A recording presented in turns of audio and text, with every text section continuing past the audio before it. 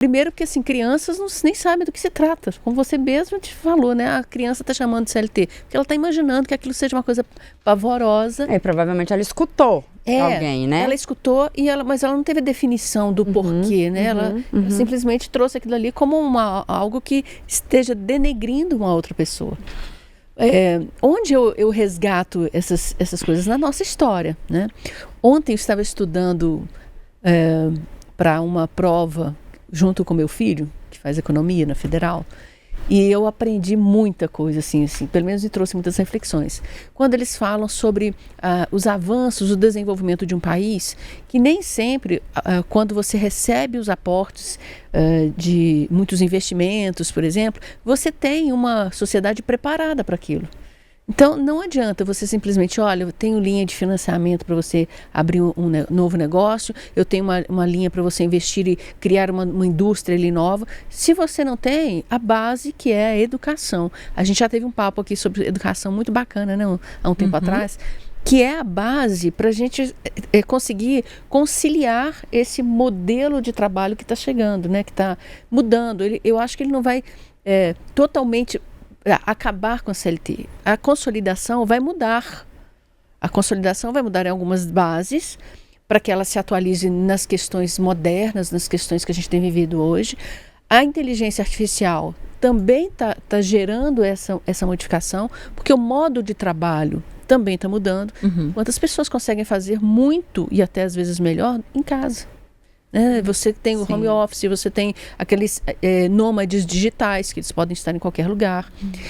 Então, assim, eu vejo diversas variáveis no contexto mundo, logo Brasil, para que a gente faça essa contextualização. E aí você trouxe, poxa, realmente há uma camada da sociedade que fica descoberta.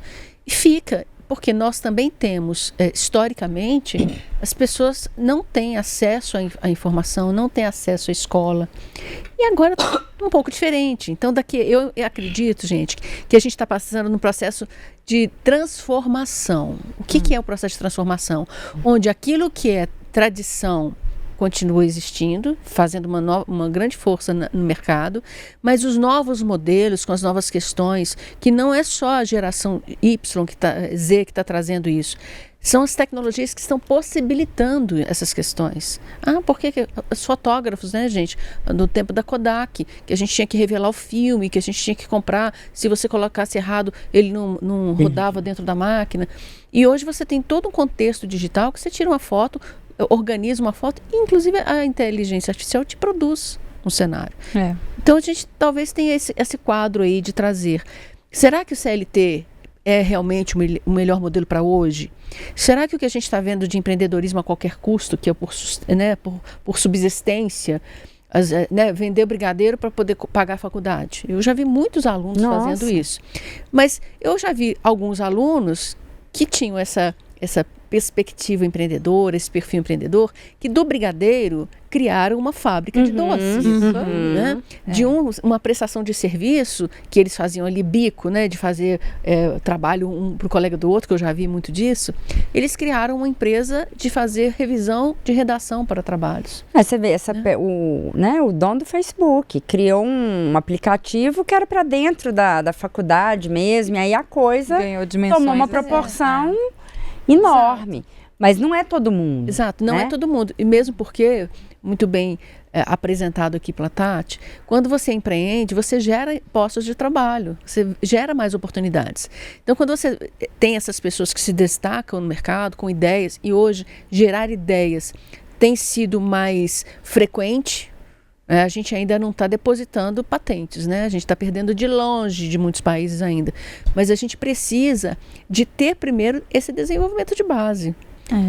Para a gente falar da CLT ou do empreendedorismo, o que é o modelo que vai realmente persistir? Eu, Leila, acredito que o CLT, do jeito que é, com as condições que são apresentadas, não deve perdurar. Não. Então todo mundo assim, vai acabar se beneficiando de certa forma dessa desse movimento da geração. Essa modernização. Todo mundo é muito. É muita gente. Não, mas eu não todo sei mundo é o mundo todo, né? Talvez não caiba, né? Não, gente, o modelo da CLT que a gente usa hoje, tirando as alterações que estão sendo feitas, ele é de 1943, né? Então, assim, vivemos em outro mundo, né? Outra sociedade. Total. Então, assim, tem que ser atualizado. O que eu vejo, né, assim, meu irmão que mexe com buffet, né, que ele fala que e quem mexe com restaurante, as coisas, fala assim, que a maior dor de cabeça que tem é com funcionário, né, porque tem muito extra e a pessoa simplesmente levanta e não vai. Quer falar, não, o dinheiro que eu vou ganhar lá hoje, não quero, então não vai. Né? Eu entendo os dois lados, mas eu acho que é isso, a gente precisa de ter uma educação mesmo, para as pessoas de terem compromisso. Eu vejo, né, nos Estados Unidos, na Europa, não existe CLT. Ai, gente, eu vou trazer um negócio. Espera, deixa eu só dar um recado muito legal. A gente está ao vivo também no Instagram, tá? @programa Interessa. Fazendo nosso debut. Uau. E o Go Girl. Uau. Fala do recorte. É só um parênteses, porque assim, boa parte dos meus conhecidos, amigos, que são empresários, falam essa coisa, né, da dificuldade da mão de obra e tal. E aí quando a gente pensa, lá nos Estados Unidos, eu acho que isso diz muito mais sobre o pagamento. Aqui no Brasil, a gente acha que os empresários têm que ganhar muito e os trabalhadores têm que ganhar pouco. A gente é muita gente. Não, no Brasil, assim, sociedade brasileira. E aí o que isso cria? O pouco compromisso, às vezes, vem de uma camada que está olhando e está falando assim, eu estou trabalhando muito, e essa é a questão da mais-valia mesmo, e eu poderia ganhar mais. Os funcionários que são remunerados adequadamente tendem a ter mais compromisso. E não é uma questão especificamente do empresário A ou do empresário B. É porque é uma cultura aqui. Lá nos Estados Unidos, sim, as pessoas trabalham muito, mas elas são remuneradas de uma forma diferente também. Exatamente, né? exatamente. Pessoas que trabalham lá pagam muito fazendo serviços domésticos ganham muito bem, dinheiro, né? Mas comparativamente com o que a gente ganha, né? Então a gente fazendo serviço doméstico aqui. E fora que o dinheiro, que eu acho que a questão do Brasil, que tem uma outra questão, que eu acho que a gente está quase, né? Porque os Estados Unidos também não está tão bom.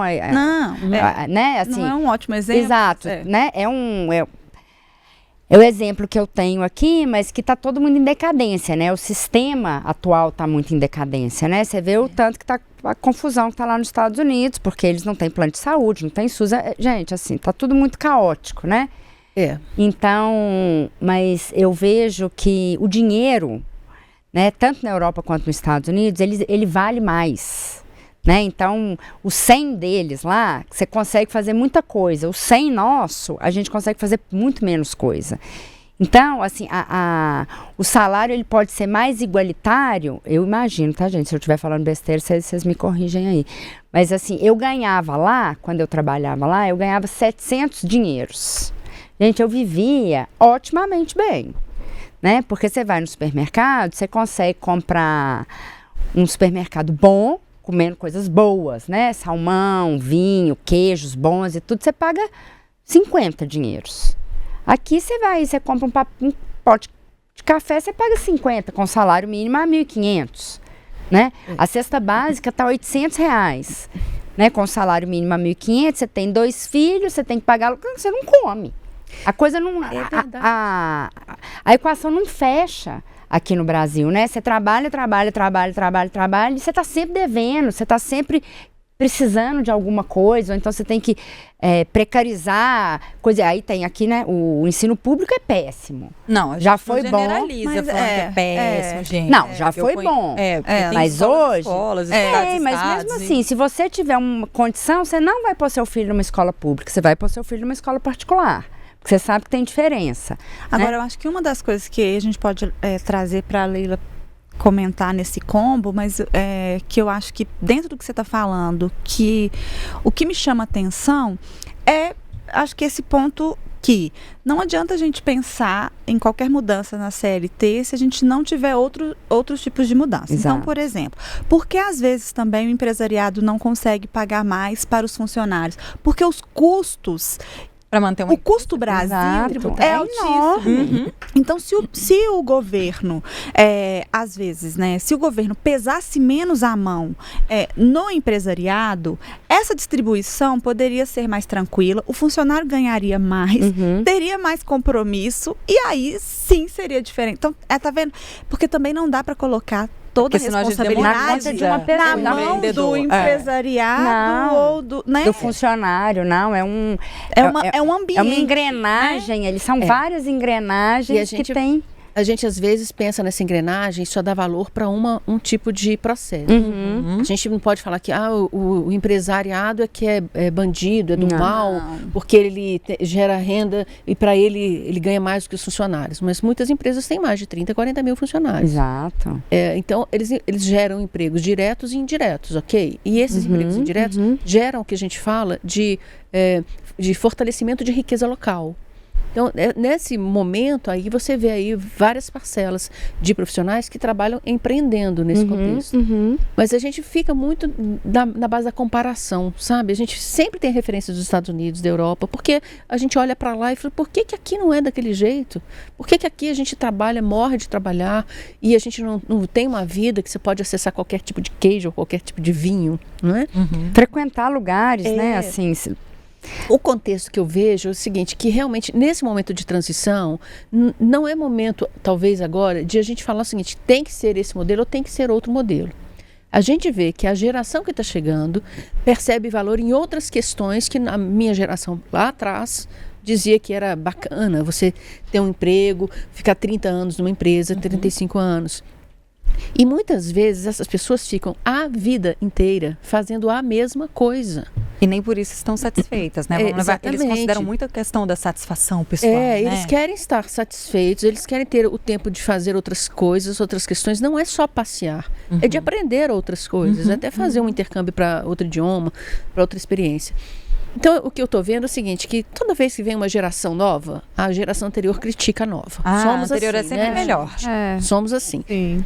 Mas a gente precisa ver quais são essas questões que eles estão trazendo, porque assim, claro que esse recorte de xingar com a CLT é algo equivocado. A gente já sabe disso. Porque a pessoa que está fazendo isso não tem esse discernimento. Mas a gente vê que essa falta de mão de obra muito na base, toda a área de varejo, construção civil, mineração, área da saúde, eles estão passando muito aperto. Porque os novos colaboradores dessa geração Z questionam algumas coisas que até pouco tempo não eram questionadas.